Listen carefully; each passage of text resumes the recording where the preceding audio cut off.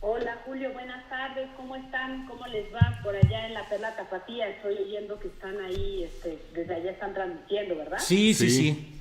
Andamos acá de Qué charros bueno, tapatíos. ¿Eh? Jacaranda, muy pues, bien, pues mucha suerte por allá. gracias, Jacaranda. Pues muchos temas interesantes en estos días y en estas horas. Dinos, por favor, con qué quieres empezar, lo que consideres sobre todo este amplio panorama de sucesos recientes. ¿Qué te parece más relevante en estos momentos, Jacaranda? Pues mira Julio, fíjate que yo estuve muy atenta a lo que ocurrió este movido fin de semana, complicado, muy intenso, ¿no? Yo creo que es imposible salirnos de lo que pasó en torno a esto que podemos llamar una afrenta, ¿no? Que hizo Televisión Azteca en voz de su conductor Javier Alatorre, ¿no? De desacreditar y pues llamar a no escuchar a la autoridad de salud pues en estos tiempos de pandemia. Sin embargo, me gustaría dar un poquito la vuelta, entrar por un lugar, ¿no? Que probablemente quizá no miramos o no vemos en medio de tanta información. Y me gustaría hablar de esto, pero primero dar una recomendación para quienes nos están escuchando en ese momento. Sí. De un documental que pueden encontrar en la plataforma Netflix, que se llama Al filo de la democracia. Es un trabajo espléndido, muy revelador, que habla del triunfo de la izquierda en Brasil, ¿no? Al mando de Luis Ignacio Lula da Silva, ¿no? En el periodo de 2003 al 2011, su encarcelamiento por corrupción, la destitución de su sucesora Dilma Rousseff y la irrupción de este personaje tenebroso, el ultraderechista Jair Bolsonaro, ¿no? Uh-huh. Y traigo a colación este documental, que por cierto estuvo nominado al Oscar este año, porque creo que la experiencia de Brasil, como la de varios países en América Latina que estuvieron gobernados por partidos, candidatos progresistas o de izquierda durante una buena parte de los años 2000, creo que debe de servirnos de experiencia, de reflexión en estos tiempos tan complejos en los que en México estamos gobernados, pues sí, llamemos por un gobierno de izquierda, ¿no? Con todos los matices que pueda haber. Y bueno, este documental, que en términos generales habla de cómo ganó Lula, uno de los políticos que recordarás pues, más populares en el mundo, uh-huh, la continuidad de su proyecto político con la candidata Dilma Rousseff, y que después fue destituida, tiene una tesis que a mí me parece que es muy interesante, ¿no? Que por lo que estoy hablando de él, que tiene que ver con todas las alianzas que tuvo que hacer el partido y el presidente Lula, ¿no? Con partidos, empresarios, sindicatos, con fuerzas conservadoras, progresistas, a veces afines, otras no tanto, ¿no? Uh-huh. Alianzas que de alguna manera eran necesarias para gobernar, ¿no? Porque pues entendamos que el terreno de la política, gobernar no puede hacerse sin una suma de fuerzas, ¿no? Políticas, a veces afines o a veces no tan afines, pero en fin, ¿no? La política o el sistema democrático es eso, ¿no? La suma de acuerdos, pero a partir de un disenso y de diferentes puntos de vista. Entonces, ese tipo de alianzas, y quizá la más dura y la más controvertida que tuvo que pasar el presidente Lula, ¿no? Junto con Dilma, fue la que hicieron con un partido de centro derecha que pertenecía, digamos, a la vieja política, y un partido que después se convirtió en la espada de Damocles del gobierno, porque el vicepresidente que tuvieron que, digamos, que invitar ahí con quien gobernaron, pues se habla y se dice que fue el que prácticamente dio la puñalada a Dilma Rousseff y que permitió todo este proceso de encarcelamiento con Lula de manera muy cuestionada. Pero digamos que este documental me parece que es muy importante, porque cuando le preguntan a Lula por qué negociaba con fuerzas tan opuestas, él decía y respondía de una manera muy interesante, porque dice, si Dios viniera a Brasil, entendería que aquí tiene uno que gobernar y negociar hasta con Judas, ¿no? Uh-huh. Entonces esto lo traigo un poco al contexto mexicano, Julio, porque creo que todos los gobiernos, todas las experiencias en el mundo, lo que ocurrió en América Latina, nos enseña que los gobiernos se equivocan o aciertan con las alianzas que hacen, ¿no? Sí. O sea, los gobiernos tratan de hacer política pactando con Dios y con el diablo, por decirlo de alguna manera, y es muy difícil prever si este conjunto de alianzas van a ser buenas o no. Eso es la democracia, de alguna manera, una manera de gobernar que se establece en la incertidumbre. Y digo esto porque lo que ocurrió con todo esto lo platico, recomiendo este documental y recomiendo también ver el proceso de cómo gobernaron las izquierdas en América Latina, porque nos puede servir de experiencia, porque lo que ocurrió el fin de semana con Televisión Azteca y esta afrenta que lanzó en voz de Javier Alatorre, sí, pues nos habla de una alianza que ha hecho el presidente de este país, ¿no?, con un personaje tan cuestionado, tan complejo como Ricardo Salinas Pliego, que ha sido, digamos, que un negociador con todos los gobiernos, como han hecho muchos otros medios de comunicación, ¿no? Sí. Probablemente estamos viendo una alianza que tendrá un desenlace difícil en los próximos meses o años, pero que por el momento no hay más que mirar y ver y entender qué ha significado todo esto y por qué. Digo, más allá de si evidentemente Ricardo Salinas Pliego se ha beneficiado, se ha convertido en uno de los empresarios más ricos, ¿no?, sin olvidar de dónde viene.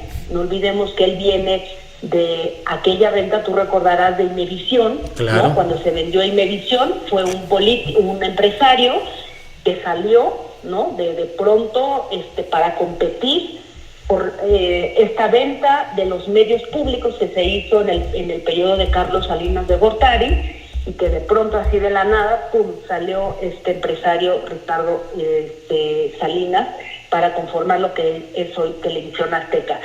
Y de manera muy resumida, cuento esto, recomiendo este documental, porque me parece que tendríamos que pensar en esto, ¿no? En que son inevitables las alianzas de los gobiernos y de conjuntar una serie de fuerzas que a veces son complejas, son difíciles, ¿no? Porque no sabría yo qué es lo que... Yo creo que nadie sabemos qué es lo que pasó, que se rompió, que se está ahí negociando, se habla de los impuestos, en fin, de todo lo que hemos escuchado. Pero quería yo compartir todo esto con quienes nos escuchan ahora, simplemente para poner esta manera de entender la política y sus inevitables alianzas, a veces con fuerzas no necesariamente afines, ¿no? Y de eso se trata, ¿no? Entonces quería yo poner, digamos, que en la mesa un poco esta reflexión, Julio. Pues sí, que finalmente pues lo que ha habido es una larga relación. Televisión Azteca abrió su pantalla y sus micrófonos al candidato López Obrador en esta elección del pasado 2018 con una apertura insólita y con una creciente buena relación. Hubo una entrevista casera que fue muy importante con Javier Alatorre, que fue a la casa de López Obrador, y el propio presidente explicó y dijo, como es amigo de Beatriz, se metió hasta la cocina e hizo un trabajo muy interesante de mostrar el estilo de vida absolutamente austero del presidente López Obrador, de su esposa, de su hijo Jesús.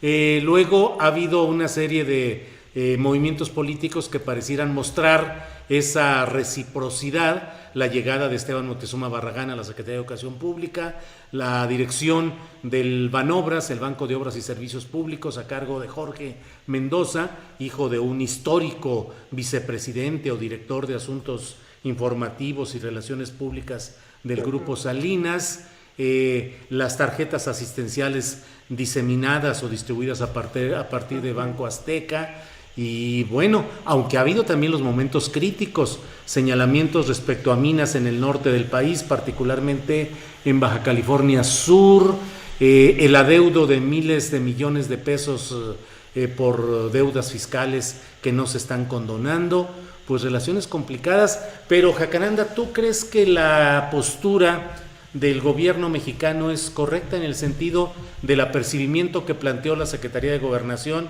y que luego ahora el presidente de la República dice pues que mejor no se haga nada? Mira, yo evidentemente no estaría de acuerdo, ¿no? Quienes hemos trabajado pues muchos años en medios, ¿no? En mi caso en medios públicos también. Yo creo que más allá de esto que platicábamos, ¿no? Sobre el tipo de alianzas a veces necesarias que se tienen que hacer, me parece que también la forma de comunicar tiene que ser muy precisa, sobre todo en un momento en el que vemos pues esta andanada, ¿no? de llamados a desestabilizar al gobierno. O sea, creo que no podemos alimentar, ¿no? digamos que una serie de argumentos confusos, ¿no? Como el no castigar a una televisora que abiertamente está llamando a desobedecer y a no creer, ¿no? En lo que está diciendo la autoridad de salud, más allá de si creemos o no en las cifras que está compartiendo, ¿no? Uh-huh. Me parece que no es un mensaje claro, importante, ¿no? Porque creo que eso, de alguna manera, como ya tú lo mencionaste en otro momento, pues habla de hacer un juicio como muy desequilibrado, ¿no? Mientras algunos los llama lo que pasó con el diario de Juárez, ¿no? Sí. Tú lo recordarás, en donde fue muy tajante y muy contundente por haber publicado una noticia, una fotografía y una noticia falsa sobre lo que estaba ocurriendo en el norte del país. Yo creo que eso fue una decisión muy importante, pero entonces, ¿qué pasa con una televisora, más allá de que sea tu aliado quien preside el Consejo Empresarial de Televisión Azteca? O sea, vamos a ver que ese aliado no se convierta después en el Judas, ¿no?